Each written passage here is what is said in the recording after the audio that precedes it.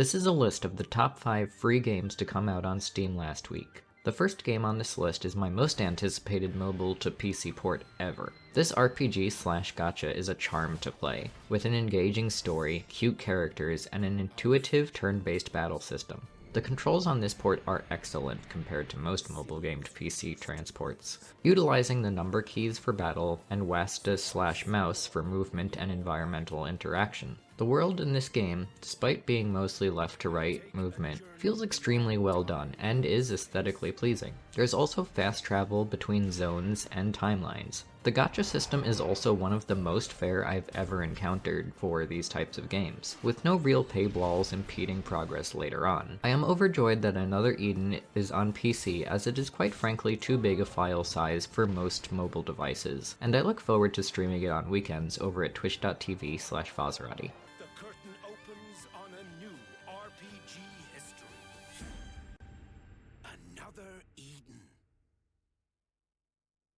OpenTTD is an open-source remake and expansion of the 1995 classic Transport Tycoon Deluxe. This remake also has online play, so get ready for a whole new element of what you remember. The first resource manager on this list, an overwhelmingly positive review on Steam, shows a beloved game brought back to life. OpenTTD is a business simulator where you earn money by transporting people around the map. Manage your trains, buses, planes, and other transport as you develop multiple cities in this fantastic sim.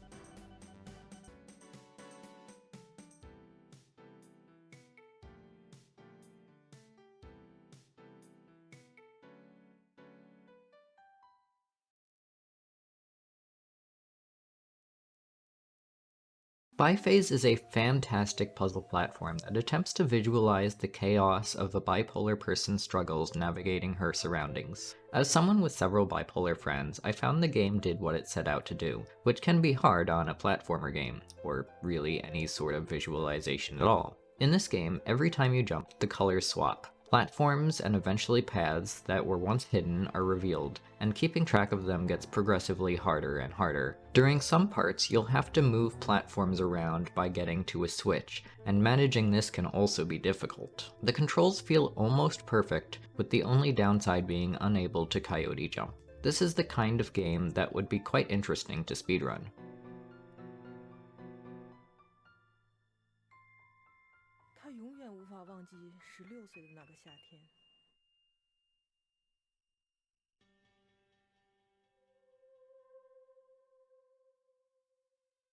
Blocky Ball is a bit of a hidden gem of a release.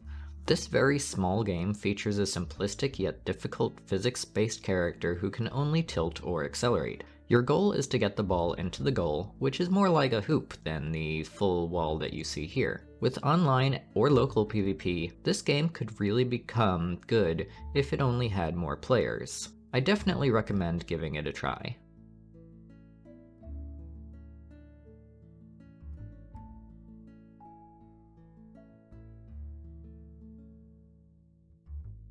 Industry Idle is the second resource manager in this list. Although it pegs itself as an idle game, I didn't find myself idling except overnight. With hundreds of options, settings, and need to make active decisions, this plays more like an intellectual RTS than an idle game. There's an in-game global chat, which is one of the friendliest and most helpful communities I have ever seen, and a global market system that makes it feel kind of like an MMO. The Prestige system sees you traveling around the globe to change what resources or grid type your region has, what industries you can build, and how fast you progress. It also affects your position on the leaderboard, which you can opt out of if you want to, although if you opt back into the leaderboard, then you have to wipe your progress. This is so that people, mostly who like to bot their idle games, can bot in peace without affecting the leaderboard. The best endgame zones that I've seen so far, by the way, seem to be in California and Russia, from what I've learned from chat. The music is also very chill, and I could leave it on for hours. As someone who plays a ton of idle games, I definitely recommend this one.